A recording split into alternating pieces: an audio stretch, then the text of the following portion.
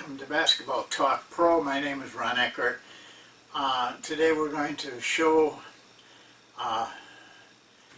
a offense against a defense that I've never really been very much concerned with, and I don't think I would have ever done a video on this except I've been asked, and enough times so that I understand that it's of concern to coaches that are out in the field right now. But to me, it just never was a threatening type defense, and I think that it's got a lot of weaknesses. I've seen, I've seen this press a lot. I've tried to use it myself, but I just realized that there's just too many weaknesses in it, and I didn't want to, for the benefit of getting a surprise or getting a steal or two here or there, I didn't want to risk all of the problems and the weaknesses of the defense. I have seen it been very successful. The best one I've seen is that I had seen is high school in Illinois. Quincy, Illinois used it and had an outstanding season with it. The only reason I saw them a couple of times is because we were recruiting one of their players. But I've had a feeling that with all their success, when they got to the tournament, they might have some trouble, and they did. As they grew, got against better teams and probably better coached. They fell apart. They did not go very far. So I'm a little remiss to say that I thought this was something that I needed to do, but it is something I need to do if coaches are asking for it.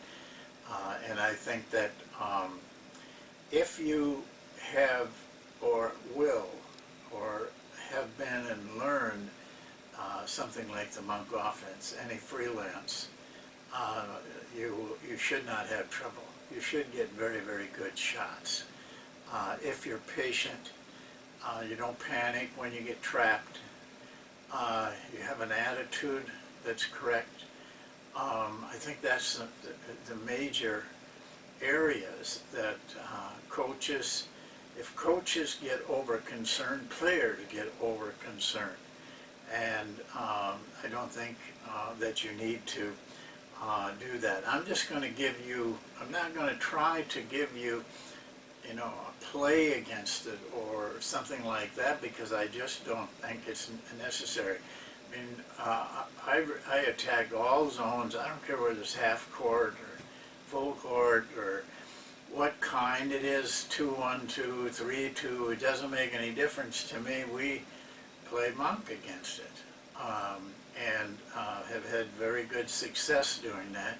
I would never change, and I'll tell you that I think you should do it even against a half-court pressing or trapping type of defense. And so I'll give you some things that I think you should give some consideration to. I drew on the board here a 1-2-2 really, half-court press type of thing. Here's, I think, we would attack this with our normal 2-1-2 offense with the high post man. To me, that no matter whether they were what kind of half court their press they were trying to utilize, we would do it the same way. Always remember this about a trap. If you can get them to trap, if you're going to give them a chance to trap, make them trap you in the middle of the floor. You got nice passing lanes then, and don't think you got to attack it here. You've got nice passing lanes if you can stay in the middle. Now, you might, you know, if you get trapped by one of these guys, you're going to have to work out of the trap. Now, we just not too long ago had a video on that. And I think if you don't panic, and players away from the ball are alert to get good passing lanes. In our offense, Monk offense, we call it filling. So that you have the passing lanes, you should not have any trouble. But here's one thing, in a half court, this is why I've often wondered why people do it just in a half court. You got time on your hands here. You've got an advantage. You don't have to go across that timeline till the time is up. So take advantage of that. You can stop right here. You got 4 seconds left on the clock. You can stop right there and then see if they get nervous and want to creep up.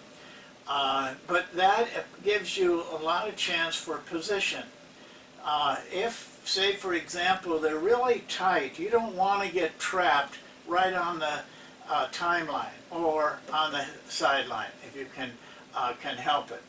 But if they come up high and it's going to be hard for your dribbler to get beat the guy, or he's in danger of getting trapped right over the line, just utilize this guy. You should we go two, we have a two guard front. Then utilize this guy. They can't all be up here, because if they do get all three up, way up tight, then look at all the possibilities you got just thrown right over the top of them if they're not going to come across that timeline.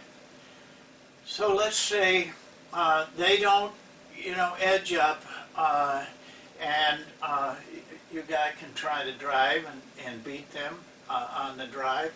If he gets trapped, then you should always have this man here, and this man here, or on that side. You may want to, if you see that these guys are dropped back quite a ways, rather than go here where it might be a little tighter, you might want to go to the side, and then this guy should make a hard dribble so he gets depth in here. And then, if the trap comes, then he's got time to throw out of it before the trap gets on, or he's got depth now. It's not quite as bad. You should be able to put a man over in here to get the ball back. Once you're out of the trap, then you just run Monk. You don't worry about second and third traps. If you're passing and cutting and driving, you're not going to get trapped in the second or third trap. Every trap you get out of weakens their defense tremendously. So you keep an attack mentality here, not a fear mentality, because there's all kinds of good shots are going to happen over here if you stay patient, stay calm, and cutting, finding holes, finding gaps to drive through, holes to cut into, all kinds of. You just run Monk or a freelance offense. And now if he comes across and this guy comes up to trap him and to get the ball there, this guy makes that our Monk offense cut. By that time, you've got their defense in a bad shape. But there's some things you have to remember. And one is shot selection. There is a tendency, and I did a lot of charting on this, there's a tendency to take outside shots against it. And for some reason, I think it's a little bit of panic, a little bit of hurrying. Shooting percentages are brought down even with good shooters in a pressing type of situation. So you need to know your players. There's nothing wrong with saying, you've got the green light, You got the green light. The rest of you don't, except for layups. Because you can get layups against this. But you have certain shooters you may or may not. If you don't have anybody, then you just tell them layups. And keep passing, cutting until they make a mistake. Going to be very difficult for them to stay with a freelance offense. But know the clock. You know, you don't want to get too far down in the clock, depending on what your clock is, before, you get the shot you want.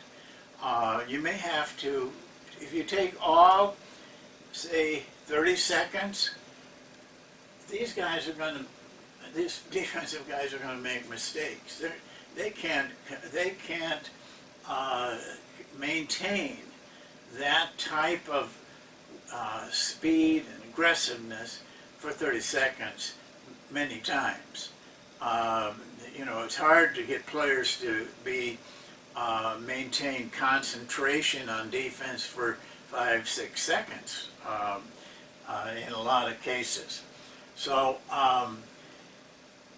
I'm not, you know, I think anybody who says we're going to run, you know, we want you to do this, we want you to do that, you just destroy the element of what freelance stands for, freedom. Players figure this out. They might get caught 2 or 3 times. You know, that's all right. It's a long game. Don't panic yourself because they get a couple steals on it.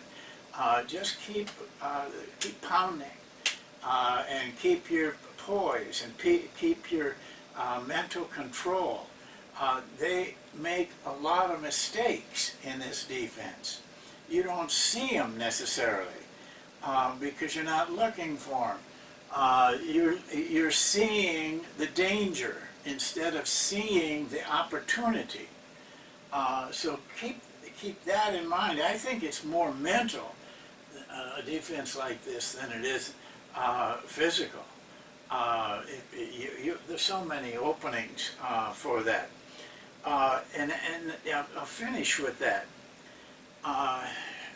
When you see this, instead of saying, oh my gosh, what are we going to do?